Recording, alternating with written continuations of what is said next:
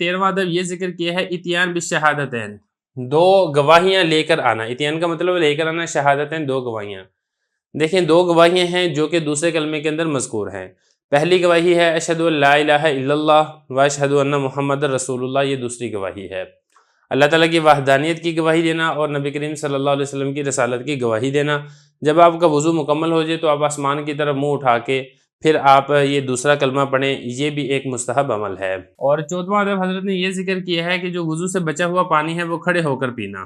دیکھیں یہ اس وقت نہیں ہے جب آپ ٹوٹی سے وضو کر رہے ہیں، کیونکہ وہ بچا ہوا پانی نہیں ہوتا۔ اس میں یہ ہے کہ آپ کسی برتن کے اندر آپ نے پانی لیا ہے، بوتل میں پانی آپ نے رکھا ہے یا گلاس میں پانی ہے یا کسی اور برتن کے اندر پانی ہے، آپ نے وضو کر لیا، اب اس برتن کے اندر کچھ پانی باقی بچا ہے تو آپ اس کو کھڑے ہو کر پی لیں، یہ مستحب عمل ہے۔ تو دیکھیں بچا ہوا پانی پینا یہ مستحب ہے، اگر آپ بیٹھ کر بھی پیتے ہیں تو تب بھی یہ مستحب پورا ہو جائے گا۔ کھڑا ہونا چاہیے تو آپ کھڑا بھی ہو سکتے ہیں، لیکن کوئی لازم اور ضروری نہیں ہے کہ آپ نے کھڑے ہو کر ہی یہ پانی پینا ہے۔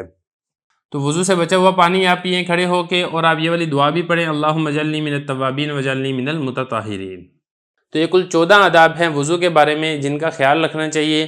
جب آپ ان کا خیال رکھیں گے تو آپ کا جو وضو ہے اس کے اندر نورانیت اور نور یہ بڑھ جائے گا اور آپ اللہ تعالیٰ کے مزید قریب ہو جائیں گے۔